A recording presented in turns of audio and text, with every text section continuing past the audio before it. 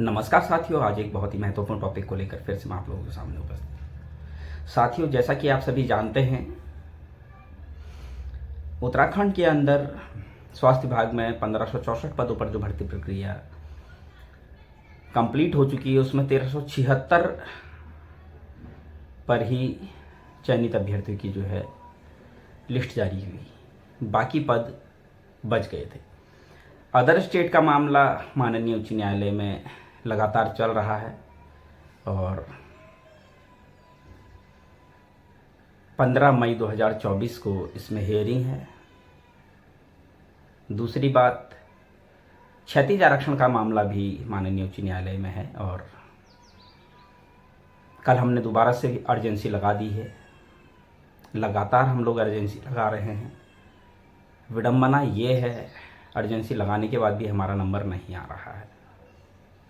लगातार अर्जेंसी पर urgency, urgency पर अर्जेंसी और अर्जेंसी पर अर्जेंसी लगा रहे हैं, उसके बाद भी हमारा नंबर नहीं आ रहा है। तो सोचिए कि कितनी बुरी स्थिति है। इतने ज़्यादा केस हैं कोर्ट में और जजों की संख्या कम होने के कारण जो है लगातार हम लोग अर्जेंसी लगा रहे हैं, लेकिन कहीं ना कहीं इंतज़ार हमको करना पड़ रहा है। अभी कल फिर हम अर्जेंसी लगा के आ गए हैं और पेमेंट अभी हमने नहीं की है, टाइम मांगा है कुछ दिनों का। साथियों, मेरा आप सभी से निवेदन है, सभी लोग फाइनेंशियली सपोर्ट करें ताकि कोर्ट केस में हमें किसी भी तरह की दिक्कत ना हो। और मैं आपको एक चीज़ बताना चाहता हूँ, जैसा कि आप सभी जानते हैं, मैंने बताया था किस किस ईयर तक के लोगों का सिलेक्शन होना है, चाहे वो जीएनएम है, चाहे बीएससी नर्सिंग वाले हैं, चाहे मेल है चाहे फीमेल है।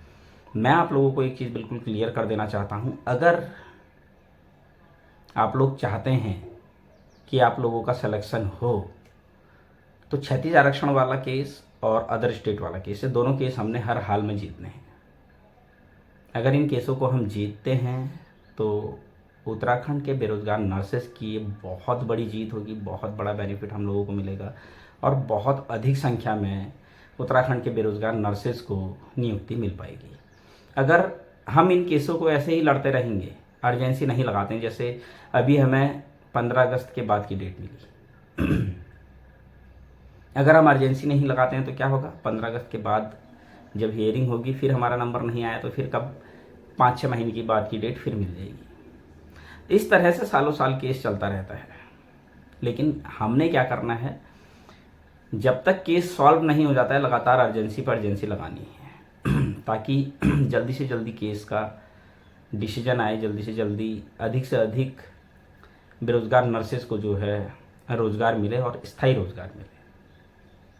क्षैतिज आरक्षण के पद लगभग 103 स्वास्थ्य विभाग में बर्बाद हुए और उससे ज़्यादा मेडिकल कॉलेज में बर्बाद होंगे। 100-150 के करीब पद जो है मेडिकल कॉलेज में बर्बाद होंगे। इन 150 पदों में हो सकता है आपका नंबर भी हो। ये पद अगर बच जाते हैं, हम इनको बचाने में कामयाब हो जाते हैं, तो आप सोचिए 103 पद यहाँ और 150 पद वहाँ, लगभग 250 पदों का हमें इजाफा होगा। 250 लोगों को हम रोजगार देने में सक्षम हो पाएंगे। ये पद बचाना हमारे लिए बहुत जरूरी है। चीज़ों को हमें समझना होगा। इसीलिए मैं लगातार आप लोगों से कहता हूँ कि फाइनेंशियली सब लोग सपोर्ट करें ताकि कोर्ट के मामले में हम कहीं पर भी कमज़ोर ना पड़े। ये बहुत बड़ी लड़ाई है और इस लड़ाई को लड़ना ये हमारी अपनी जिम्मेदारियां हैं, किसी एक की जिम्मेदारी नहीं है, सभी की जिम्मेदारियां हैं और हमें पूरी ईमानदारी से इस लड़ाई को लड़ना चाहिए। साथियों, एक बात और मैं आप लोगों से कहना चाहता हूँ, हमें समझना होगा मेडिकल कॉलेज के 1455 पदों पर आखिर डॉक्यूमेंट वेरिफिकेशन में कहाँ दिक्कत है। नियुक्ति नहीं हम मांग रहे हैं, हम डॉक्यूमेंट वेरिफिकेशन कह रहे हैं, हम सिलेक्शन लिस्ट की बात कर रहे हैं, उसके बाद फिर police verification, LIU verification, then उसके बाद ज्वाइनिंग में भी बहुत समय है। तो कोई भी अगर कहता है कि चुनाव आयोग से परमिशन लेनी पड़ेगी, बहुत समय लग जाता है, तो ऐसा नहीं है। इतने एग्ज़ाम हो रहे हैं, उनके लिए भी परमिशन ली गई होगी। CHO को नियुक्ति दी गई, उसके लिए भी परमिशन ली गई होगी। जब उनमें समय नहीं लगा तो हमारी भर्ती में समय क्यों लगेगा। और डॉक्यूमेंट वेरिफिकेशन होना है, नियुक्ति नहीं मिलनी है, पहले ही बता रहा हूँ। ये पार्ट ऑफ प्रोसेस, भर्ती का एक प्रोसेस है, ना कि नियुक्ति मिलनी है। तो इन चीज़ों को समझें और उसके बाद ही कोई भी बात बोलनी है बोलें। मैं अभी भी आप लोगों से एक ही बात कह रहा हूँ, हमें स्वास्थ्य मंत्री जी से मिलना होगा। बहुत जल्द हम लोग देहरादून आने के लिए तैयारी कर रहे हैं। आप लोगों से सिर्फ और सिर्फ एक ही निवेदन है, सभी लोग एकजुट होकर काम करें। और हमारे बहुत सारे साथी कह रहे थे इंतज़ार करना पड़ेगा, ऑलरेडी हम बहुत साल इंतज़ार कर चुके हैं। 4 साल तो हमने इस भर्ती को आए हुए हो गया है। इतना इंतज़ार कर लिया है, अब कितना इंतज़ार और करें? क्या 4 साल और इंतज़ार करें? कितने लोग ओवर एज हो जाएंगे? हर एक दिन बहुत कीमती है उत्तराखंड के बेरोजगार नर्सेज के लिए। हमारे साथ के ही जो नर्सिंग साथी हैं वो जॉब कर रहे हैं और हम मेडिकल कॉलेज के 1455 पदों की लड़ाई लड़ रहे हैं। अगर इसमें भी हमें ये कहा जाए कि भी और इंतज़ार करना पड़ेगा, हम इंतज़ार कर लेते हैं। क्या गारंटी है कि जुलाई अगस्त में जो है वेरिफिकेशन हो जाएगा? ये बात मैं इसलिए कह रहा हूँ क्योंकि आपने देखा ही होगा, ट्यूटर के 31 पदों पर 20 नवंबर 2023 को विज्ञप्ति आई थी। मार्च में एग्ज़ाम होना था लेकिन एग्ज़ाम नहीं हुआ। किसी ने क्या कर लिया? इसी तरीके से 9 जून 2022 को चिकित्सा सेवा चयन बोर्ड ने ही होम्योपैथिक चिकित्सा अधिकारियों की विज्ञप्ति जारी की थी 24 पदों पर। 20 पद सीधी भर्ती के थे और 4 पद बैकलॉग के थे। तो 9 जून 2022 को 2 साल पूरे हो चुके हैं, आज तक परीक्षा नहीं। किसी ने क्या कर लिया? इसी बात की चिंता है, बाकी कोई चिंता नहीं है। और मैं सीधे से 10 बात की एक बात कह रहा हूँ। जब हमारे स्वास्थ्य मंत्री डॉक्टर धन सिंह रावत जी ने साफ साफ कह दिया था कि आचार संहिता का इस भर्ती पर कोई फर्क नहीं पड़ेगा, तो फिर किस बात की देरी है?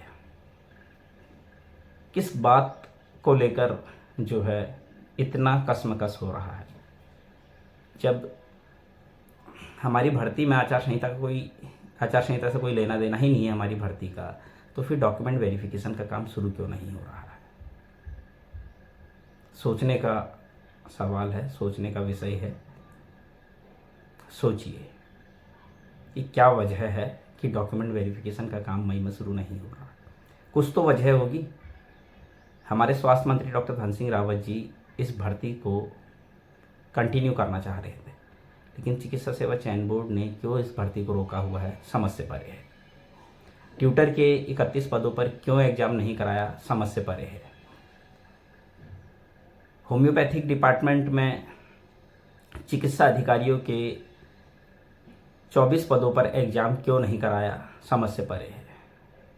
तब डर लगता है कि अगर जुलाई अगस्त में डॉक्यूमेंट वेरिफिकेशन नहीं हुआ तो ये जो समय है जो बीत जाएगा, उस समय ये समय हम वापस कहाँ से लाएंगे?